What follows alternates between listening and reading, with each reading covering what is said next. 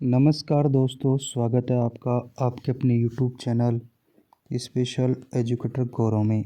आज हम बात करेंगे जो सप्लीमेंट्री एग्ज़ाम आपकी 17 तारीख से स्टार्ट हो रही है। ठीक है, उसमें जो पेपर फर्स्ट है उसके जो इम्पोर्टेंट क्वेश्चन हैं जो आपके लिए एग्ज़ाम में काफ़ी इम्पोर्टेंट साबित होंगे। तो क्वेश्चन आज मैं लेके आया हूँ विद आंसर के साथ। तो वीडियो को एंड तक देखना और चैनल को ज़रूर सब्सक्राइब करना। तो क्वेश्चन नंबर पहला, प्रारंभिक स्टेप में विशेष शिक्षक की क्या भूमिका होती है। तो अब देखते हैं जो प्रारंभिक हस्तक्षेप में विशेष शिक्षक की जो भूमिका होती है वो होती है कि जितनी भूमिका परिवार के सदस्य की होती है, जब बच्चे का प्रारंभिक हस्तक्षेप किया जाता है, ठीक है, और उसमें जितनी भूमिका परिवार के सदस्य की होती है उतनी किसकी रहती है, दिव्यांग बच्चों के हस्तक्षेप में विशेष शिक्षक की भूमिका भी होती है। विशेष शिक्षक की कई भूमिका में जिम्मेदारियां होती है। दिव्यांग बच्चे के प्रत्येक दिन गतिविधि निर्धारित करता है। विशेष शिक्षक क्या करता है, जो दिव्यांग बच्चा होता है जो उसकी प्रत्येक दिन के यानी ADL activity daily of living, जो रोजाना दैनिक क्रियाकलाप है वो निर्धारित करता है। ठीक है, अब जैसे एक विशेष शिक्षक को परामर्शदाता शिक्षक, मार्गदर्शक एवं अन्य कई भूमिका निभानी पड़ती है। जो एक विशेष शिक्षक होता है उसको परामर्शदाता, वह जो उसके माता पिता उनको परामर्श भी देता है। ठीक है, एक शिक्षक की भूमिका निभाता है। वह एक मार्गदर्शक के रूप में भी होता है बच्चे के लिए। ठीक है, क्योंकि शुरुआती हस्तक्षेप सेवाएं प्रदान प्रत्येक दिव्यांग बच्चे को अलग अलग तैयार की जाती है। जो हस्तक्षेप सेवाएं होती हैं, क्योंकि प्रत्येक दिव्यांग बच्चा हर एक दूसरे बच्चे से क्या होता है, अलग, क्योंकि उस हर दिव्यांग बच्चे का इस तरह अलग होता है। ठीक है, उसकी दिव्यांगता अलग होती है। ठीक है, उसकी उम्र अलग होती है, सीखने की शैली अलग होती है। तो इस प्रकार से हर बच्चे के लिए अलग अलग तैयार की जाती है। प्रत्येक बच्चा की क्षमता, उम्र, सीखने की शैली और व्यक्तित्व में एक दूसरे से क्या होते हैं, भिन्न होते हैं। हर एक बच्चा दूसरे बच्चे से क्या होता है, अलग अलग होता है। और जो विभिन्न सांस्कृतिक पृष्ठभूमि से भी आते हैं, जो बच्चे क्या अलग अलग सांस्कृतिक पृष्ठभूमि से आते हैं, विभिन्न भाषाएं बोलते हैं। ठीक है, अलग तरह की भाषाएं बोलते सब हम जो बच्चे हैं, इन सब आवश्यकताओं को ध्यान में रखकर क्या है, एक विशेष शिक्षक क्या करता है, जो इनके लिए क्या है, हस्तक्षेप की सेवाएं प्रदान करता है। अब बात करते हैं क्वेश्चन नंबर दूसरा, क्षति की परिभाषा लिखिए। क्षति क्या लिखनी है, परिभाषा। क्षति की परिभाषा, कोई भी असामान्यता जो शारीरिक व मानसिक स्तर की होती है।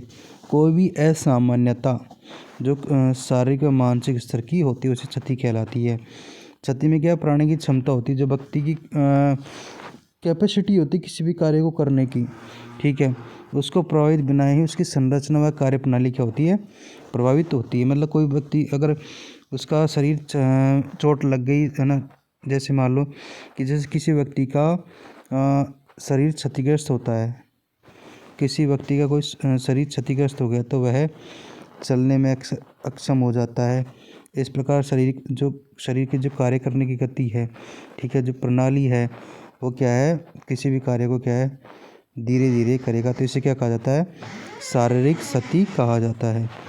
व्यक्ति क्या करता है इसमें, किसी भी जब व्यक्ति उसका शरीर क्षतिग्रस्त हो गया तो वह चलने में अक्षम हो जाता है, तो किसी भी कार्य को करेगा तो धीरे धीरे करेगा, तो ये क्या कहलाती है, शारीरिक क्षति कहा जाता है। अब गामक अक्षमता क्या होती है। तो गामक अक्षमता जो है कि इसके अंतर्गत गामक अक्षमता का तात्पर्य व्यक्ति के बैठने, उठने, चलने, कूदने के साथ साथ किसी वस्तु तक पहुंचने, पकड़ने, उठाने और ले जाने में क्या कठिनाई का होना, अर्थात ऐसी समस्याओं से ग्रसित व्यक्ति को गामक अक्षम व्यक्ति कहा जाता है। इसके अंतर्गत व्यक्ति को बैठने में दिक्कत होती है, उठने में दिक्कत होती है, चलने में दिक्कत होती है, किसी व्यक्ति को पहुँचने, किसी व्यक्ति वस्तु तक पहुँचने, उसे पकड़ने में, उठाने में, एक जगह से दूसरी जगह ले जाने में क्या होती है, कठिनाई होती है। तो ऐसी समस्या से अगर कोई व्यक्ति ग्रसित है तो उसे गामक अक्षम व्यक्ति कहा जाता है। गामक अक्षमता जो है क्या है, ये गामक अक्षमता जन्मजात भी हो सकती है, अर्थात जन्म के समय शिशु का पाँव टेढ़ा, मुड़ा हुआ, अविकसित अंग वाला हो सकता है। गामक अक्षमता के प्रकार। गामक अक्षमता के प्रकार हैं प्रेमक्षी पक्षाघात, पोलियो, स्पाना बाईपीड़ा, कुष्ठ रोग, जन्म विकृति, चोट के कारण विकृति, अविकसित अंग और मांसपेशीय क्षरण। ये 8 प्रकार गामक अक्षमता के होते हैं। अब बात करते हैं क्वेश्चन नंबर अगला। यूनिसेफ पर टिप्पणी लिखिए। यूनिसेफ पर क्या है, टिप्पणी लिखिए। यूनिसेफ क्या होता है? इसकी जो स्थापना हुई थी 1948 में हुई थी और इसका मुख्य कार्यालय कहाँ है, न्यूयॉर्क में है।